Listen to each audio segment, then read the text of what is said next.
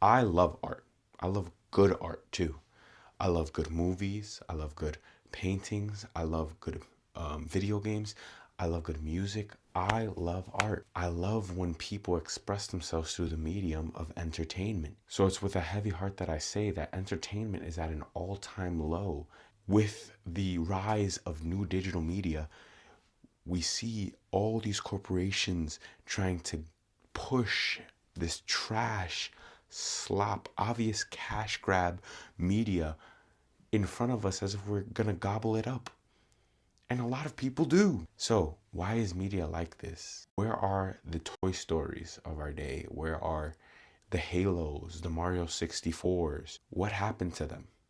Why did things change? It's because companies are greedy and are trying to squeeze every last dollar out of us, the consumer. If they can monetize it somehow, they will. I'm only going to cover 3 sectors today, 3 forms of entertainment that have been changed and ruined by corporate greed and greed in general. Video games, movies, and content. So remember, just sit back, relax, and let's dive into how corporate greed is ruining your hobbies. Sector number 1, video games. This one I'm really passionate about because it really hits close to home. We have seen many a flop due to companies looking at the success of Fortnite and games like PUBG, live service games that are decently serviceable, and saying, wow, that makes a lot of money. Because Epic has made a ton of money from Fortnite. And I don't know who makes PUBG, but I'm pretty sure they make a lot of money. So these companies try to copy this live service model. What they fail to realize is that games like Fortnite and PUBG have fun gameplay loops that keep you addicted to the game so that you inevitably buy some of the live service aspects. The game is fun and promotes a culture of like, hey, I see that cool character in the game I'm playing. I want to buy the battle pass. That's what I'm saying. Google, show me this guy's balls. These games can be enjoyed casually, competitively. Fortnite has become essentially a sandbox where you can create mini experiences. That's what makes the game so fun. These games, they can appeal to everyone. But other companies forget to make the game good. Other companies just see live service equal lots of money. So let's make our game live service. Oh, I did the thumbs up. I forgot iPhone does that. Anyway, I'm keeping that in the video. These games will try to do what Fortnite does and be even more predatory, right? They'll use marketing tactics and certain tactics that seem to exploit the consumer or the player, which, don't get me wrong, Fortnite does the same. Fortnite got into a lawsuit, I think, a couple years back because it was too easy to buy V-Bucks, and some kids spent a lot of money with their parents' credit card and bought tons of V-Bucks. That's a bad practice. It should be harder to get V-Bucks. It should be a conscious decision that takes a lot of effort. But anyway, these companies take that to the extreme. It's just so obvious that they're trying to squeeze as much money out of the player. Like, even though Fortnite does have some bad practices, at least the game at the end of the day is fun. But games like Suicide Kill the Justice League, Multiverses, and Concord, which didn't even see the light of day for more than a week, they all flopped because they were live service schlop that wasn't fun, trying to squeeze the dollar out of viewers. Concord was a hero shooter that charged you $40 to play the game. And then they tried to copy Overwatch and all these companies that have loot boxes and battle passes to unlock skins for a game that wasn't fun. At least Overwatch has some semblance of fun. Nobody's gonna buy a game that's not fun, that's trying to make as much money as possible off the viewer. The same thing happened with Multiverses. Multiverses was supposed to be this platform fighter game that's live service, that had a battle pass, that was trying to make it seem like you could get characters for free, but the amount of hours you would have to put into the game to get all the characters unlocked was absurd, and they used a lot of shady practices, not to mention that they just ruined the gameplay in general. So the game wasn't fun and it had predatory practices. What the heck? And then Suicide killed the Justice League. That game was always online. You couldn't play offline. It had a battle pass. It was supposed to be updated in seasons. The gameplay loop was annoying. Why the heck did they think this game was going to succeed when it felt like it was being released as a way of taking money from the player? It just seemed like a way to make a live service game, use popular IPs, because they use Kevin Conroy, the Batman from the Arkham games, like one of my favorite Batmans. I love the Arkham series. And they used him to lure all these fans and try to make as much money as possible. How do these companies expect us to buy a product that is unfinished, that feels like a scam, that feels like it's robbing its player base, and just expect these things not to flop? How do they not see it coming? The average person can see it from a mile away. It makes no sense. When was the last time that we got an IP from Sony that wasn't a sequel? When was the last time we saw Xbox create an amazing game, an original experience to make you buy consoles? Seriously, what the heck is Microsoft doing? What is Xbox doing? But it feels like AAA gaming has fallen off. EA hasn't produced a good game for a long time. Most of their games feel like they're robbing the player. And we're seeing Ubisoft try to squeeze as much money out of us, the consumer, the one who will be playing their games. Enough is enough. I don't want Sony to buy From Software. I don't want greedy AAA studios to take up the market and try to dominate and control every aspect of gaming. I hate seeing consoles rise in price while providing less services. I hate seeing Sony charge $700 for a console that most people are not gonna buy, that provides such a small difference in performance, such a small difference that there's no point in really buying it. I'm tired of seeing companies try to take advantage of their fan bases. I miss when games came completed. I miss when games didn't need an update on launch. I miss when games didn't have live service to them. I'm tired of seeing these companies try to squeeze the money out of us. It's frustrating. I want consoles that are pro-consumer. I want to see competition between the companies. I want to see new IPs, new games, new ideas. Give us good products and you'll see success. That's all it is. And not only are corporations greedy, they think they know what we the consumers want better than what we actually say.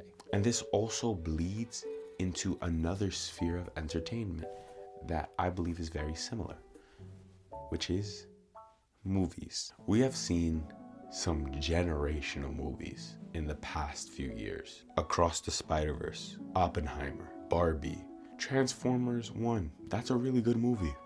It was better than I thought. But for these good movies that have come out for the past few years, you also see a lot of bad ones. Rebel Moon Part 2, the movie that is littered with slow-mo for absolutely no reason. Borderlands, the obvious cash grab on a famous IP. Madam Web. I don't know what Sony is doing with this one. Red 1, oh my gosh, The Rock is in the movie. It's supposed to make us so much money. Plus we spent $250 million on it. How did we not turn a profit within the first week? Now, why have we had so many flops? Like I said before, it's corporate greed. It seems these companies thought that if they used a big name, some iconic faces, or big IPs, that the movie would automatically do well.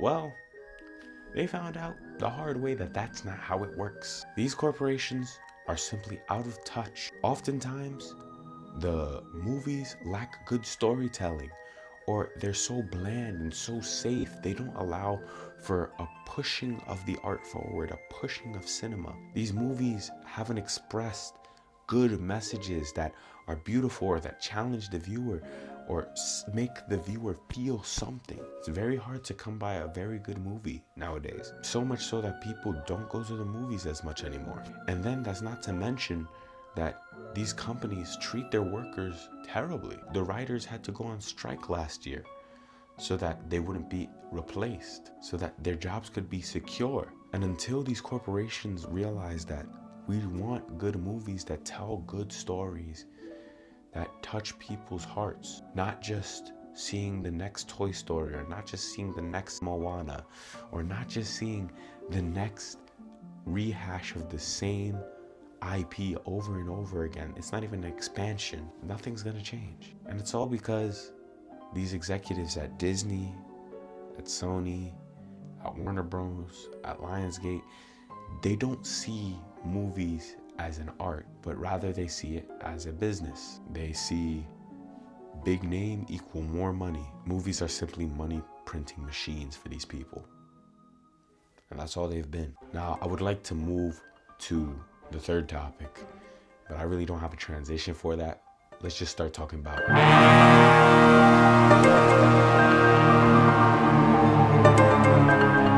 Okay, I'm going to split this into two parts. Greed is ruining content for the viewer, and it's due in part to two parties. One, the corporation, and two, the content creators themselves. So first, let's talk about the corporate end. YouTube has been making a lot of bad decisions, okay? Removing the dislike button, one of the most unpopular decisions in YouTube history. YouTube is notoriously known to play favorites for certain creators because certain creators bring more ad traffic. And now I've seen online that they are experimenting with a new tier for YouTube Premium where it would have limited ads. They would jack up the price of regular YouTube Premium. That is really bad. These are all really bad things, and it's all driven by money. They're worsening the experience for the consumer by shoving ads down your face that you cannot skip. You know what it is to see 260 ads that you can't skip, bro? 260 ads that you cannot skip. I'm not watching TV. I'm watching YouTube. I'm trying to go on here to research something. I'm trying to go on here to find entertainment. I'm trying to go on here to find philosophy, new ways of thinking. I'm trying to go on here to find preachings.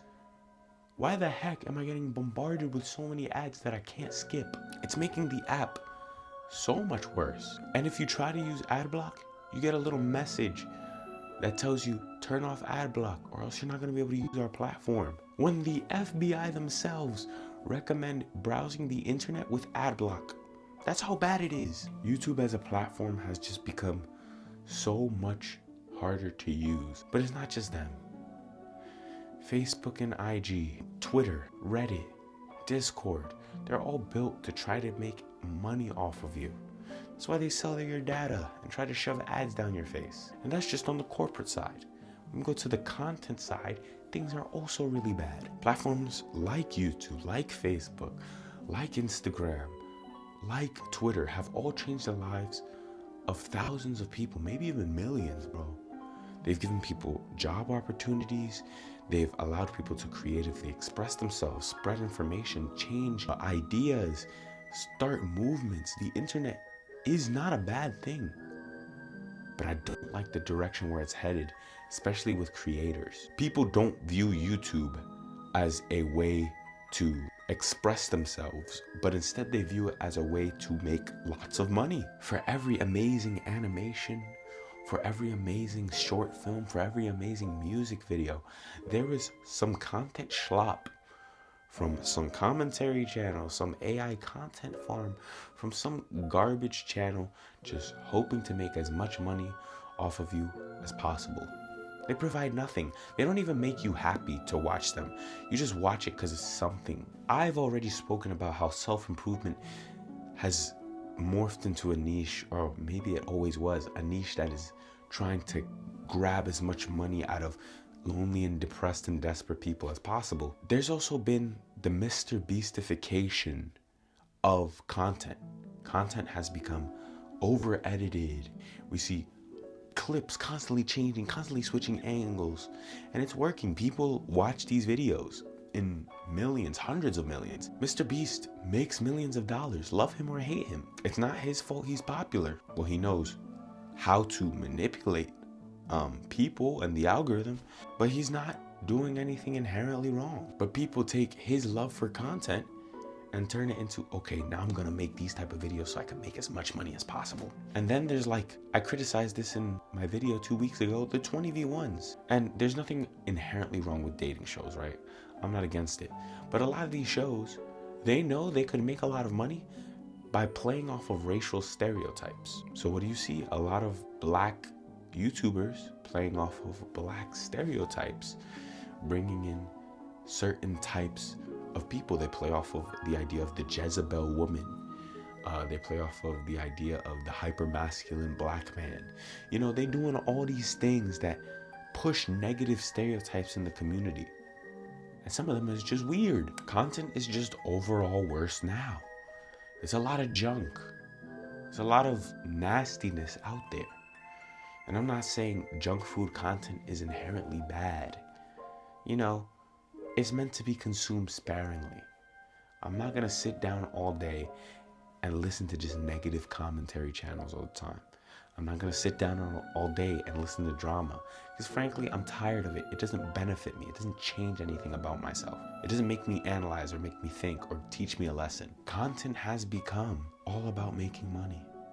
From both the corporate end, because YouTube and all these other social media sites are trying to make as much money off of you. That's why they keep you hooked. That's why the algorithms push these AI content farms, because you're gonna mindlessly scroll past it or scroll and watch it and be like, what is that? That's why there's the rise of seeing Minecraft gameplay and seeing these Family Guy episodes and seeing all this nonsense on your feed to squeeze as much money out of you as possible. It's terrible. I miss when the internet, yeah, you could make money off of it, but people were creating stuff they loved. People were establishing communities, bringing people together. Yeah, was there silliness to it? Yes. And have there been people who take advantage of the internet in the past? Yes. But it was not to the extent that we see it today. And it saddens me. It's all about engagement now. Which leads me to my next point. There are consequences to this greed. We see mass layoffs in the gaming industry. We're seeing mass layoffs in the entertainment industry in terms of acting and movies. And we see a shift in the culture on the internet. People have gotten more volatile, more angry, more negative. Even the title of this video is negative, saying they are ruining your hobbies because it gets your attention, because it's what the algorithm promotes. I'm a victim and a perpetrator of this, sadly. But we see lives ruined from greed, from the love of money. In these established industries, people end up getting hurt by those who are cutthroat and only after the money. And in the content world, we see creators become hollow shells of themselves, creating content only because they want you, the viewer, to sit there and watch and make them as much money as possible. Where does this greed come from? Well, I understand why these companies are like this. They are incentivized to always be in the green. Shareholders don't like when your company stays stagnant or goes in the red. Growth mean good, stagnation mean bad. It can't be anywhere in between. It's just a byproduct of our system. I'm not saying our system is inherently bad. It's just there are consequences to being capitalist. Hey, what can we do, right? Then another reason that things are like this is because, yeah, there are some evil people out there.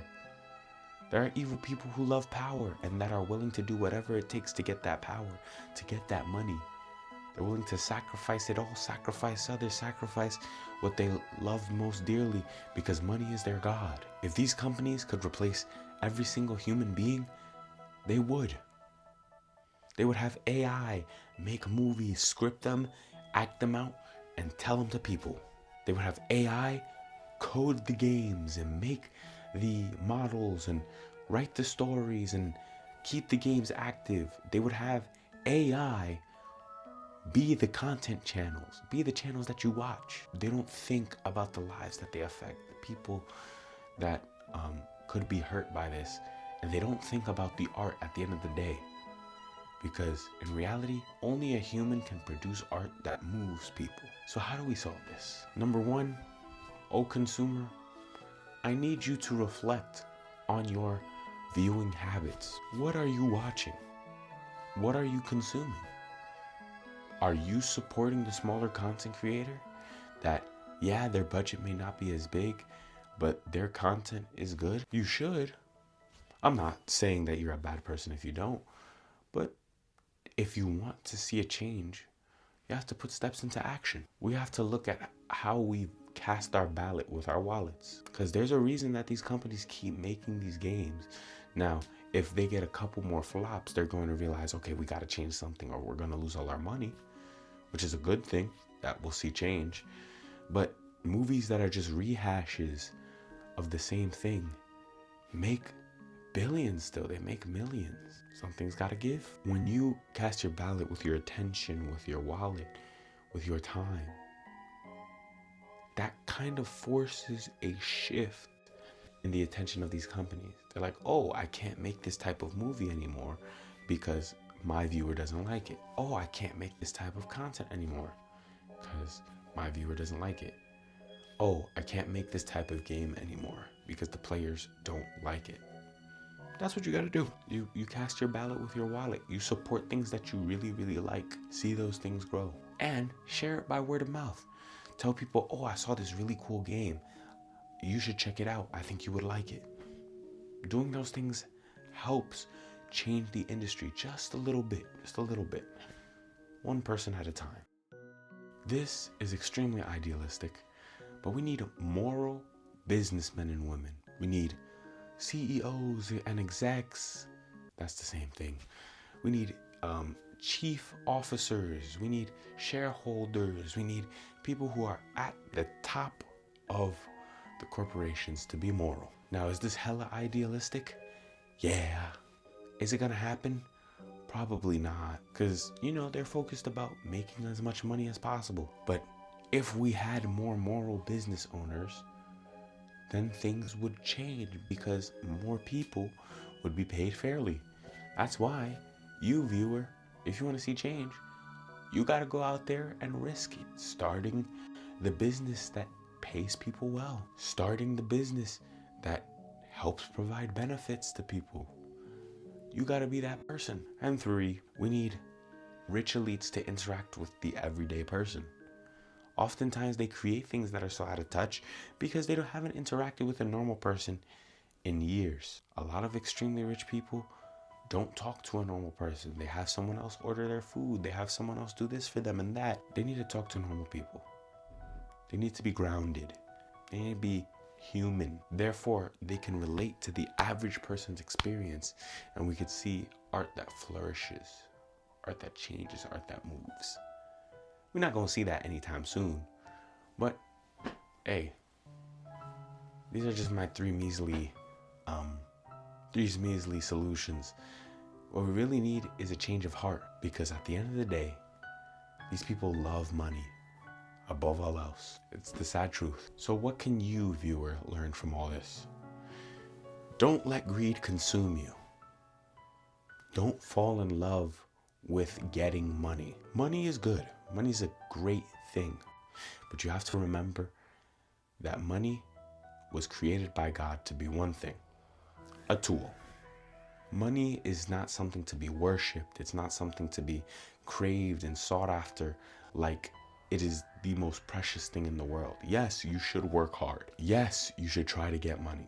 Don't get money just so you could satisfy yourself. Don't get money to get material things. But instead, get money so that you could bless others, so that you could serve.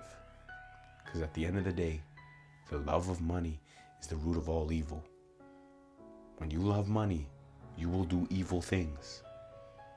You're putting money as your God to the point where you devalue other human beings.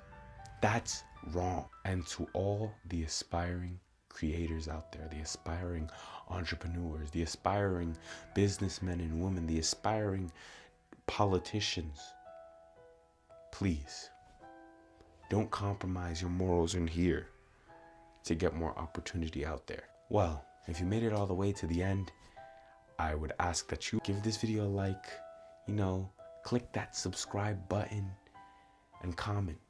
Comment things that I missed. I want you to comment your ideas. If you have something funny, something interesting, go ahead. I want to see it right now. Right now. Type it right now. If you really like my content, please sub to the Patreon. I really want to make this my career. There are only 2 benefits for both tiers. They're the same. It's just if you want to support me. You don't have to. It's fine. A subscribe and a like and a comment are good enough. And the YouTube algorithm is going to recommend you 2 videos in front of you. One is the best for you, and one is my latest video. Go check those out. Please, for me. All right? Thank you so much for watching. I'm extremely tired. I recorded this really late.